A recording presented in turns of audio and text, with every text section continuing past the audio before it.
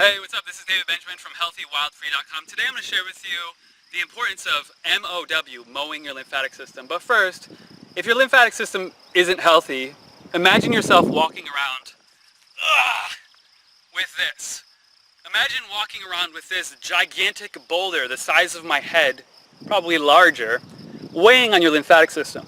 If you don't mow, M.O.W, your lymphatic system is carrying this weight, and it's making you weaker because you have to carry an additional weight. If you M.O.W your lymphatic system, you can release that weight and benefit from the buoyancy and levity of a healthy lymphatic system. So one of the key differences I want to discuss first is the difference between the lymphatic system and your heart and circulation. Your heart powers your circulation. Your heart is a muscle that beats, it pumps, and it powers your circulation. So it puts out blood and takes blood in and moves it throughout the body.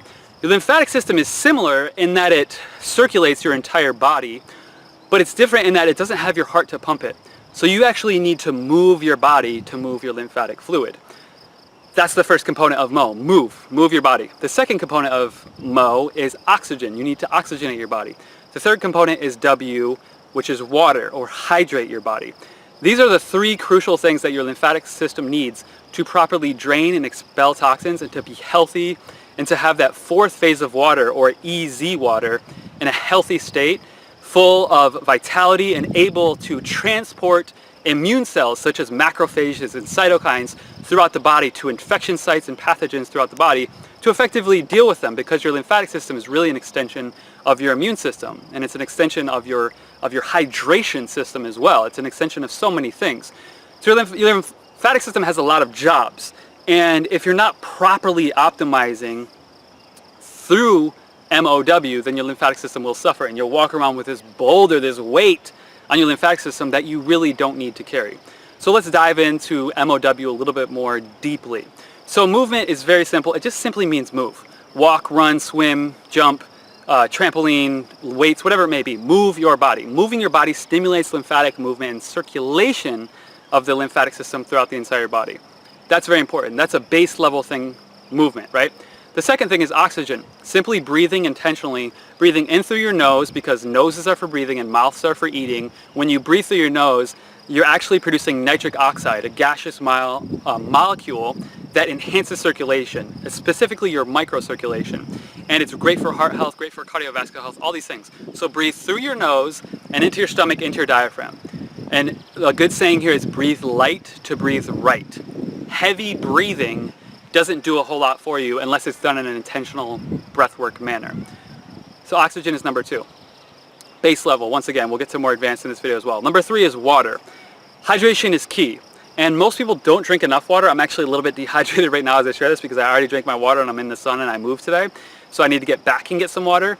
But drinking enough water is only the base level of it. So you can drink enough water, or you can also drink too much water, and your body will actually, you'll just pee it out. So you can drink enough water or more than enough water and still pee it out and be dehydrated.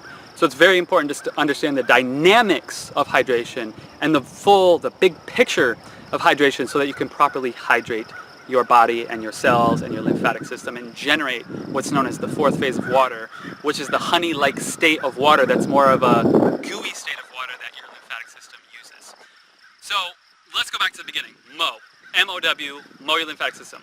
When you move, there's one beneficial thing that you can utilize here that I have found specifically very valuable, and that is rebounding, or jumping on a trampoline. Jumping on a trampoline does one specific thing that other movement doesn't do as well. It allows the cells in your body and the lymphatic system to sort of bounce. So when your cells are, like, pretend this is a cell, right? A circular cell.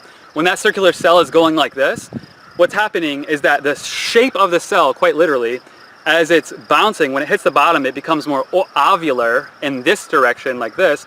And then when it goes back up, it becomes shaped like this. So the cell, instead of just being a circle that's kind of, moving throughout the body as we see these little graphs, it's actually changing shape like this, circle and then ovular, as the bounce occurs. And what's unique about that is that when that occurs, it allows for the exchange of toxins and fluids to move more fluently in that process. So your lymphatic system actually detoxifies itself and drains more effectively by bouncing. And the reason I recommend a trampoline is because cement and pavement and these different things are pretty hard on the joints over time. So having a soft surface that, especially with the brand I'm going to recommend below, mimics your ligaments and tendons, which is like almost like a thick rubber band as opposed to like metal-based springs or pavement. Something that's hard and kind of callous in the body you don't want. You want something soft and that mimics the human biology. So that's really important to understand. So I recommend the #1 exercise for lymphatic drainage. The #1 movement thing that you can do is to simply get a mini trampoline, a rebounder, and the nice thing about it is when you buy one, it's an investment for life, and it's something your lymphatic system benefits from over and over and over again, and it's actually quite fun. I enjoy jumping. So that's the first sort of biohack on movement. With oxygen, it's important to understand that when you move first, you're going to breathe more. You're going to inhale more oxygen as your heart rate increases, as your lungs open up, and as your muscles quite literally need more oxygen. Your VO2 max, which is the capacity of your lungs to intake oxygen, increases.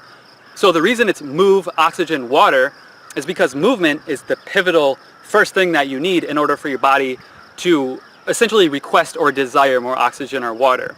So that's why I put it in that order: move, oxygen, water, because if you do it and if you move your lymphatic system through the M.O.W framework, you're actually going to get more oxygen and hydration simply by causing your body to need it, by utilizing movement as like a lever to move that oxygen and water needle, if that makes sense.